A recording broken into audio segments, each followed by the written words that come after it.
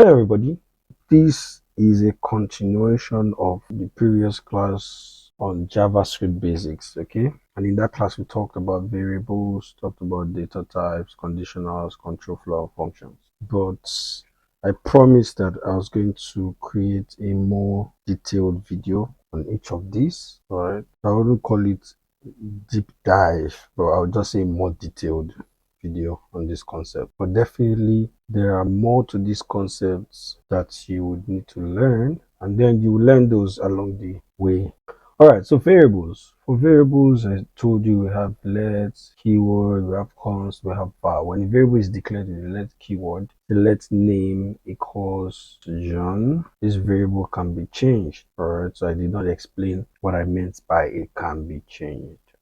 So this is called variable definition, all right, or definition. So you are defining a variable here. You are simply stating all that there is to the variable. Okay, so for instance, I'm saying let variable name equals John. I am stating the name of the variable, that's creating the variable, and then assigning a value to it. That's variable definition.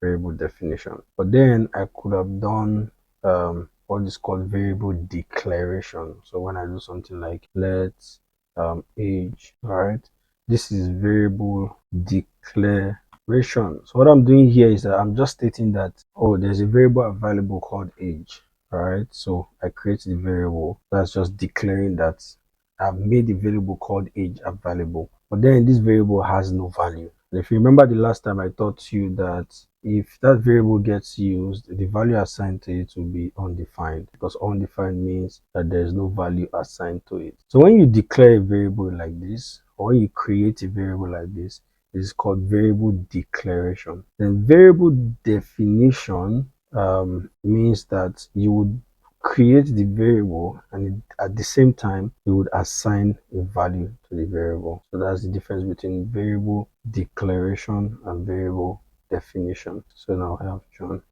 So back to what I was saying before I was interrupted. I said when variables are created with the let keyword, they can be changed, all right, during the course of the program execution. You can decide to change them. So when we do something like I'm going to get rid of this. So when we say let name equals John, at some point we can use the variable. Let's just use the variable here, name. All right, so we're saying log name to the console. Okay, so at line 6 I'm going to say name should now equals Austin. All right, and then I'll say log name to the console. If we go back, we'll see that the first time name was logged as John, and the second time name was logged as Austin. The first time name was logged as John, and the second time name was logged as Austin. And why is that? The reason is because here we do something called variable assignment, or you can call it reassignment, all right? Because the component of the variable definition is the variable declaration and the variable assignment. So we did this in one line. While line 6, we reassigned the variable name to point to what? Austin. So at line 8, when we try to retrieve the value of name, we're going to get Austin. Now this is how to think about it. I told you during the last class that JavaScript would execute from top to bottom. So let's call this year 1991. So year 1991, this person used to bear the name of John. Somewhere down the timeline at year 2005, if you want to call 2005, sorry, if you want to call this variable, right, what you get is John. Let's assume this user.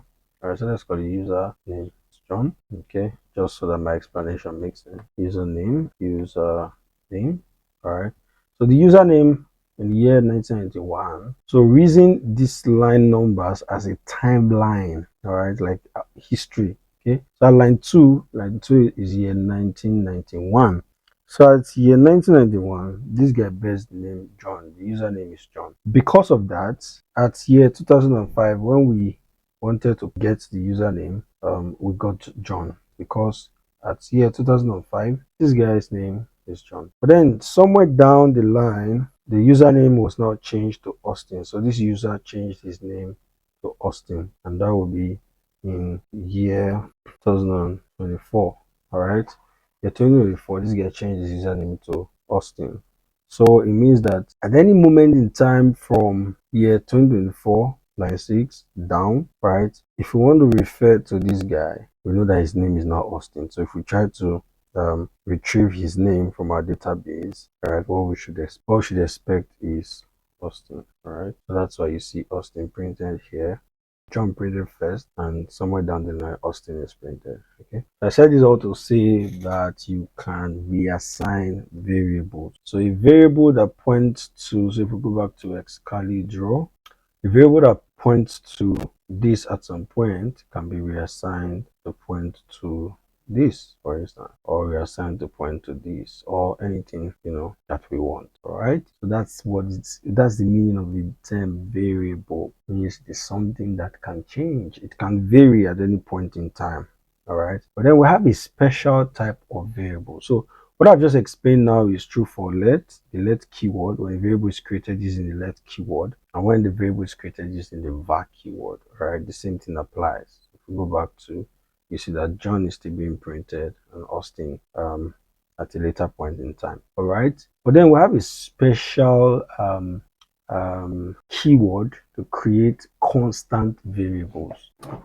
The word constant variables is going to make sense when I explain how it works. All right, so if I change this to constant, we're going to get an error, because what we said is that username should always point to John. Username should always point to John. All right, that's what I've said. Constant, it should constantly point to John. I'm creating a variable, but this variable should constantly point to this value that I have assigned to it. Okay.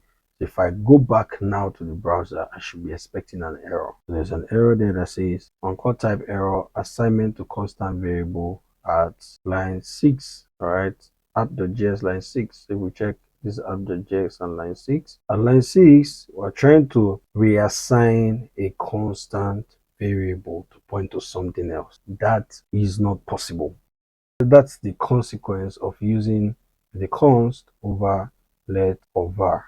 There is more to this, but like I told you in the last class, I'll leave it for when we talk about the execution context and how all those things works. All right. So having said this is a constant variable. Take note of the term constant variable. So I'm going to get rid of all these comments and I'm going to show you something. Now remember that we have different variable types. There is the variable that can store multiple values, e.g.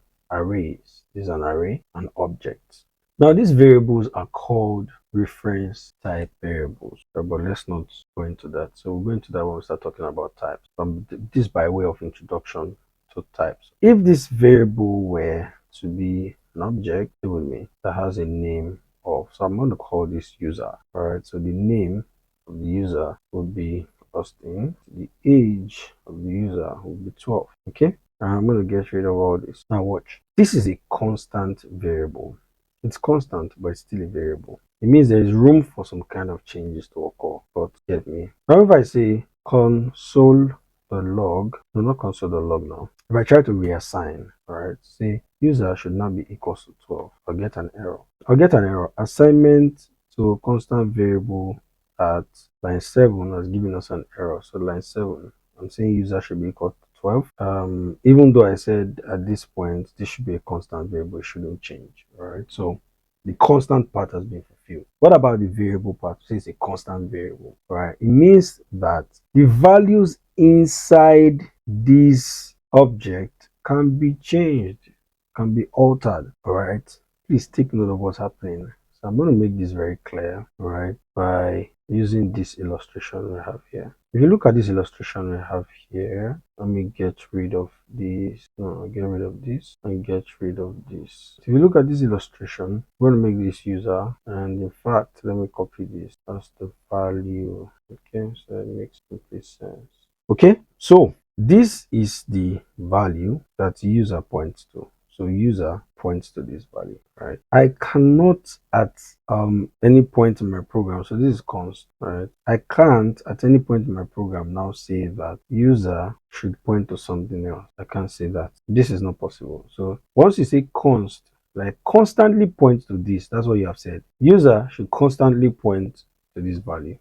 So you cannot at a different point in your program say user should now point to something else. You can't do that. But what you can do is to say that I want to change the age component of user. Are you seeing the technicality now? I want to change the age component of user, all right, or the age property of user to become 14. So when you do this, what happens is that if you try to access the user property console and log user, you will see that age would have changed to 14. So let's try it in our code. So age is 16 right now, but I'm going to say user.age should be equals to 12. All right. So if I save and then console the log user, you should see that age is now 12, even though before the change happened in line 11. So let's console the log user.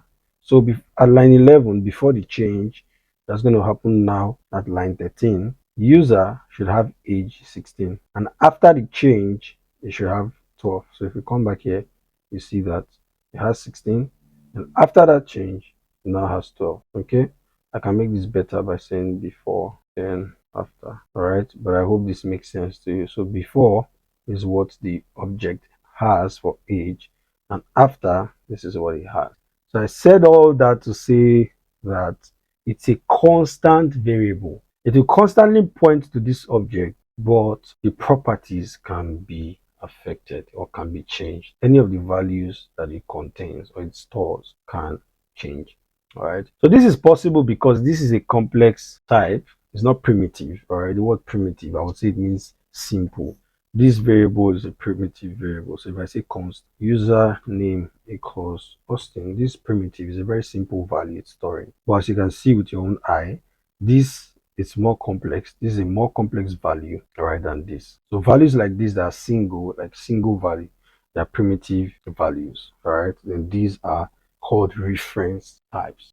So having said this, let's go into the concept of data types now. I think we've already started talking about it, but let's see if there is something more to talk about. So for data types, it's like I said, we have different data types. There is string, there is number, there is boolean, all right, there is symbol, all right, there is a null, there is undefined, there is function, there is object, there is arrays. I don't know if I'm missing any of them, but I think these are pretty much the main guys. Okay, so I'm going to make these lower cases because the guys here at the top are called primitive. The guys here at the top are called primitive data type, whilst the one here at the bottom are called reference data type. Okay, primitive data types are simple, one value. They're simple, they have a single value, while reference data types are more complex. They store complex values. So let's talk about them one after the other. For strings, I told you strings are a group of characters delimited by quotes or enclosed by quotes. You have a variable, say, let's say let address equals stuff Jack Joe Drive Nelson close.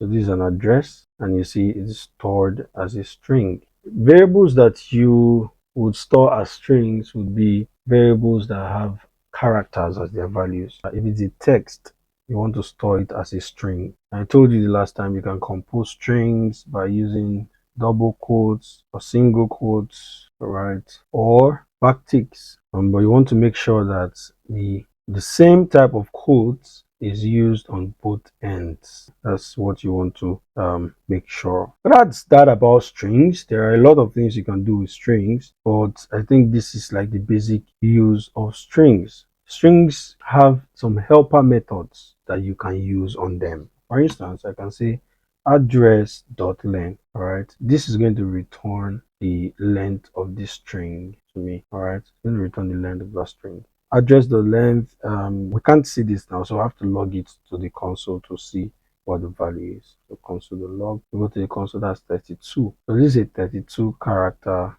string. So 1, 2, 3 spaces are counted. So 1, 2, 3, 4, 5, 6, 7, 8, 9, 10, 11, 12, 13, 14, 15, 16, 17, 18, 19, 20, 21, 22, 23, 24, 25, 26, 27, 28, 29, 30, 31, 32. So you have 32 length, string. Okay, so you can get the length of the string. And let's say you have a question that says write a function that receives a string and then returns its length. This is what you would use address.length. You write a function, which I'm going to teach us how to write, and then it should return address.length. All right, so that's the way you would answer a question like this. There are more methods that you want to check out. Okay, we have the variable declared here. All right, and the file is loaded in the browser, so I can access it. The address the length will give you the length, all right, of the string.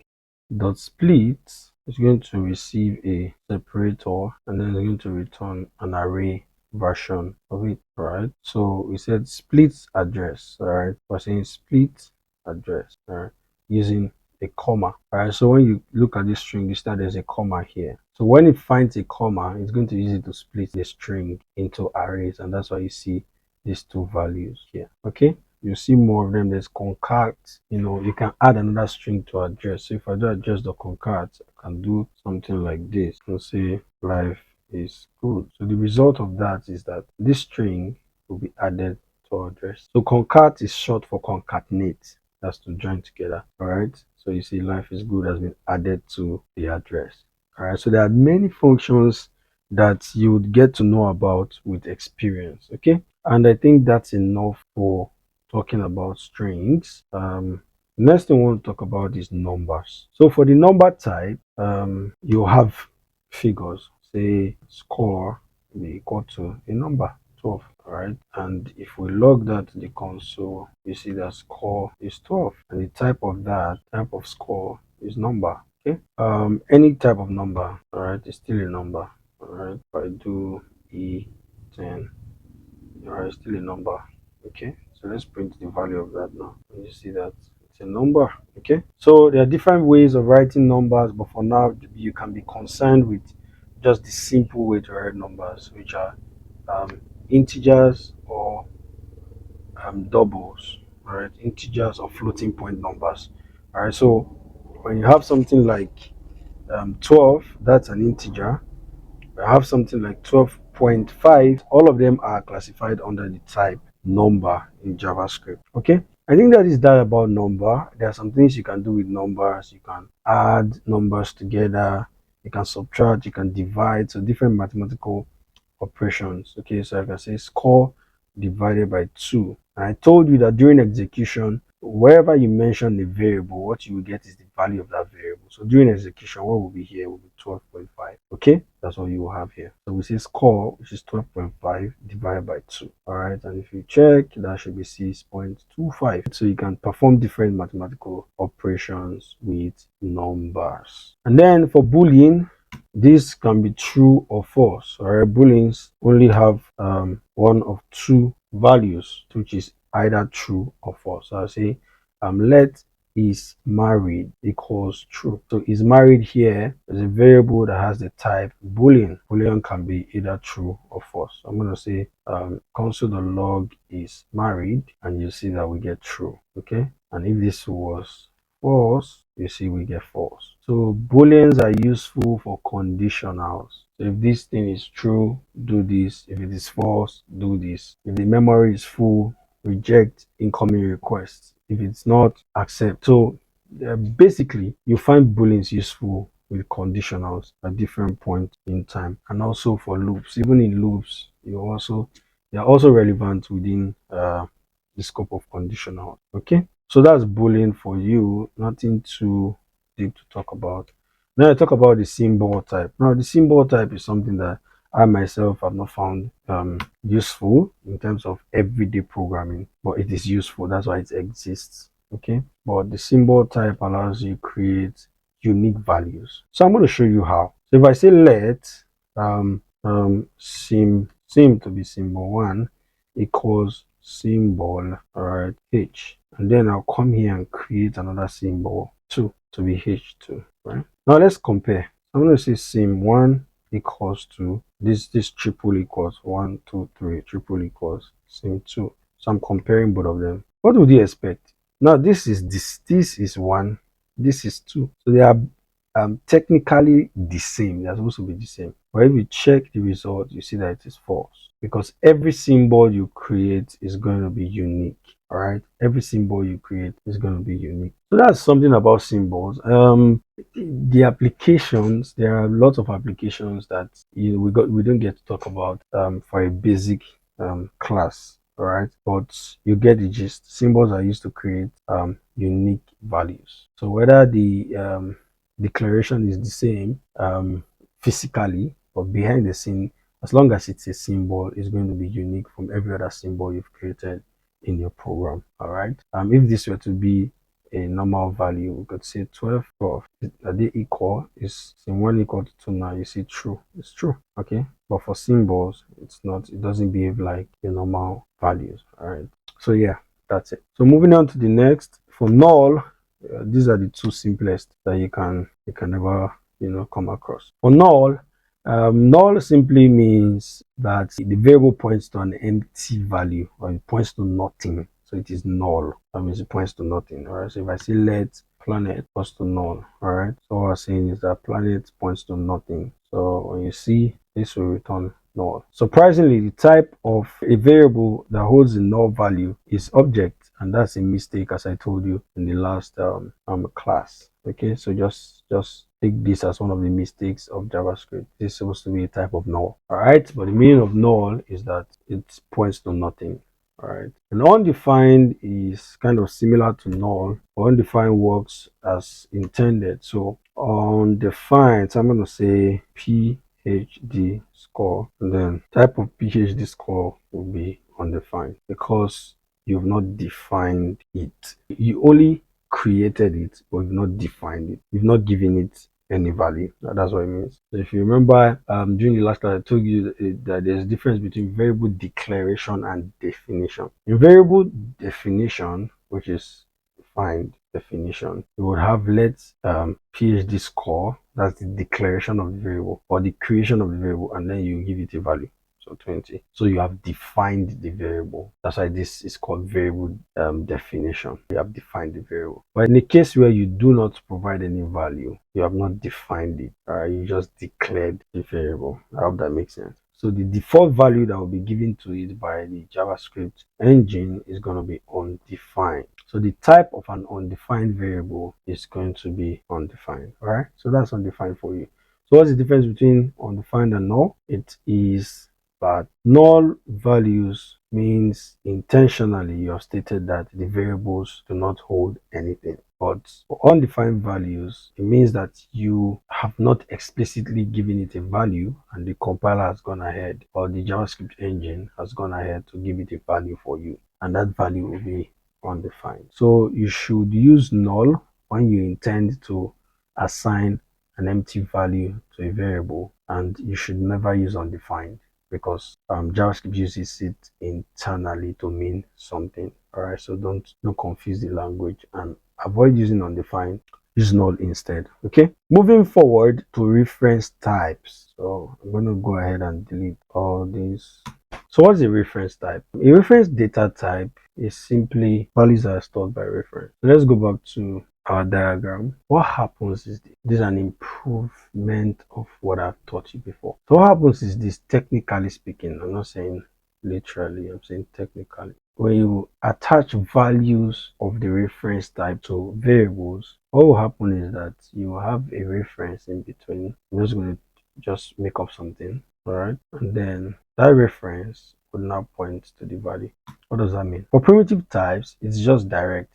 It refers to the value directly. But for reference type, your variable name is going to hold a reference, and that reference points to the actual value. So what's the implication of that? What does it mean? What it means is this. For instance, let's create a variable and say let age equals 12. Now if I say let age 2 equals age, what do you think I've done? Knowing that whenever we mention the variable, we're actually mentioning its value. That means during execution, all variables will be replaced with their value. So let's assume that this line is executing. What do you expect? It means that age here is going to be 12, right? So because of that, if I say console the log age, I'll get 12 in the console. And if I also say console the log age 2, I would also get 12. Now this is the interesting part, right? If I say let age 2 be equals to 14, so let age be equal to 14. So if we go and check,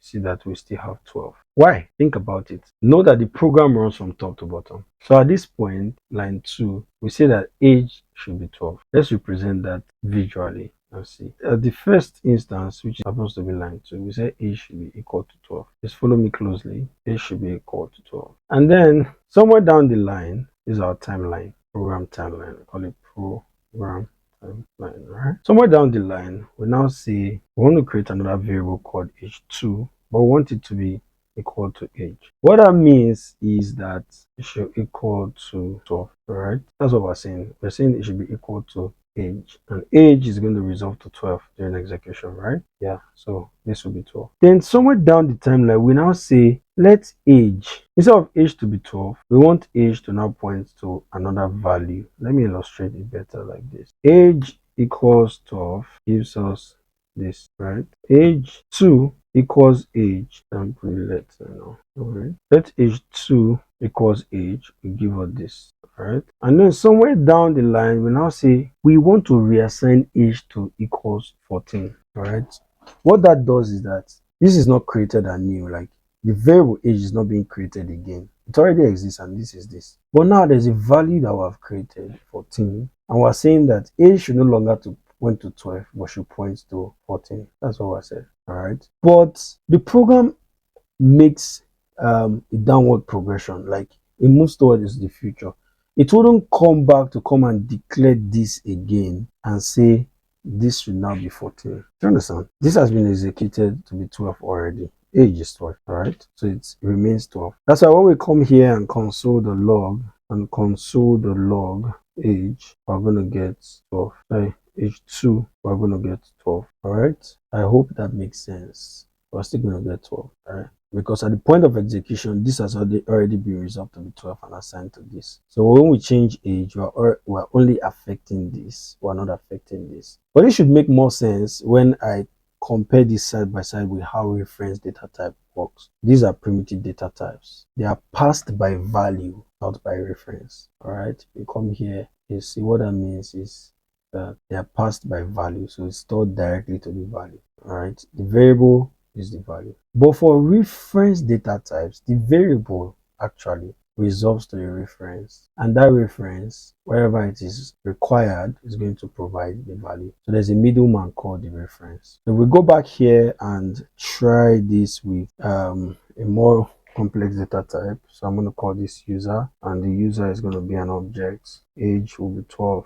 and address would be whatever I want, John Doe Street. All right, I'm going to get rid of all these guys. Let's try something. So I'm going to say let user 2 equals user, and at a later point in time I'm going to say user should be equals to, make it different, name Victor and complexion. Okay. All right, if I come here now and say console the log user 2, let's see what we get. Just take a look at it. What are you expecting? We said let user be equal to this. All right, let user 2 be equal to user. That means technically this should be here during execution, right? Because variables will be replaced with their values. All right, so we know that user 2 has an object that looks like this. And now we'll now change our mind and say, oh, user want you to point to something entirely different now, which is this. Right? Then now we say console.log user2. What do you expect user 2 to print? Will you print this or this? Note that user 2 was set to be equal to user. All right, so make your guess and I'll make my guess. So my guess is that this will be printed. So let's check. For printing user 2, remember, I guess that this will be printed. So if I refresh, we have age 12, address John Doe Street. All right, John Doe Street. Wow. John Doe Street or John Doe Street. All right, so that's what it printed. So now let's see what happened. So what happened is that I'm going to copy this. What happens is that we have said let user equals this, right? And then let user 2 equals user, and then we now say user should point to something different. Yeah. And now we console the log user2. So I said what we expect should be this. And that's what we got. So let's analyze the code. So let's analyze our code here. All right. So this line of code is going to result to user pointing to a reference. Let's say ref. All right. And that reference would hold the value, the actual value, which is this. All right. And then at this point, we're saying user2. So we're creating user2. User2 now points to this reference. Notice that it doesn't create its own variable like this does. It points to the value of another variable. In this case, right? In this case, actually, at this point, we're just going to it doesn't point to this, it points to its value. All right, points to the value. So that's why this value is now copied. All right, to copy. So the consequence of that, so this should be age. The consequence of this line of code is that we have copied the value 12 to this guy. All right, so it points to that value, it copies it to itself. All right, that's why you get 12. Okay, but in this case, what is being copied is the reference. All right, so this would have this reference. And what is this reference now? This reference points to this value. I hope it's making some sense. All right, so therefore when we come here to user, to this line, and say user should point to something different, what we are simply saying is user, don't point to this anymore, you need to point to something else. So this would now point to something else. And let's say the new reference for this object is ref, right? And that's what it points to. And the value for it would be this, right? So therefore, this relationship no longer exists. So this referencing is dropped, but this guy still refers to this object. All right. So when we say console the log user2, we know that user2 still refers to this, and this refers to this. That's why we'll get this value returned to us. Now it seems like it's a lot of stuff to understand, but once you get it, that's it. Like immediately you get it, that's it. You don't, it becomes too simple, you know, and you ask yourself why it took you so long to understand it, right?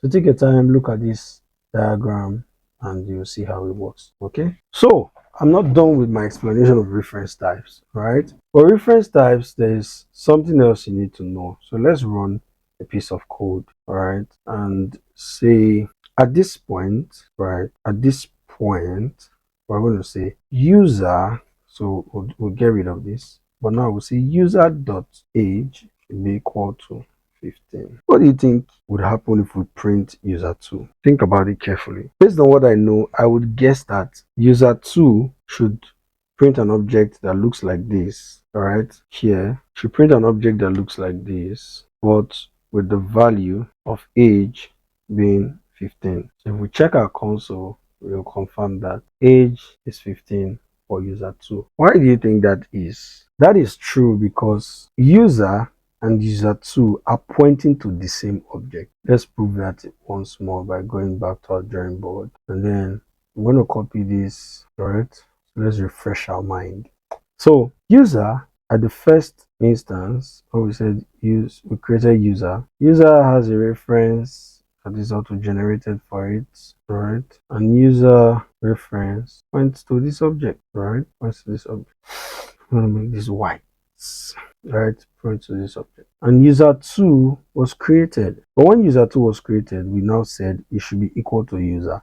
And I told you that user will resolve to its reference, not its value. Unlike primitives that resolve to their value, this will resolve to its reference. And when we use the reference, we get the value. All right. So user2 in this case, we're saying it should be equal to user. All right. So what that means is that it's going to point to the same reference as user. All right. So it's pointing to this. Okay. So at this point in time, we said user.age should be equal to 15. What's user? User would refer to its reference, which is this. So it's like saying that we want this dot age, and this reference dot age is what, 12. But now we're saying that reference dot age we want it to be 15. So I've changed this to 15. It will now come down and try to console log user. Remember that through this point, or at this point, we have changed, I think we're logging user 2, right? User 2. So if we try to log user 2, what does user 2 point to? What does user 2 point to? User 2 points to this reference. And what does this reference resolves to? It resolves to this object. So that's why we get 15. That's why we get the object with the age 15 returned back. Okay? So if you replay the video and just go back and forth, all right, this concept will make sense. This is not usually easy to explain, but merely you understand this concept is going to help you avoid a lot of errors. Knowing that primitive values are passed by reference and an object is a primitive value, a function is a primitive value, it is passed by reference. An array is a primitive value, it is passed by reference. So when you know how to pass primitive values and you know the consequence of doing so, you'll be able to avoid a lot of bugs. For now, it might not completely make sense, but as we keep building on these concepts, they are going to make complete sense to you. Okay, so I'll stop here. I just used objects to explain reference types, so I've not gotten into these and these, right? We are still here at reference data types. I just use objects to explain that. In subsequent videos, I'm going to be explaining how functions work, how objects work, arrays work, and I'm going to buttress these point I was trying to pass across to you on how reference data types are resolved. Okay, and then we're going to continue with conditionals, control flow, and functions. All right, so till I'm able to record those videos, do take care of yourself. I'll see you next time.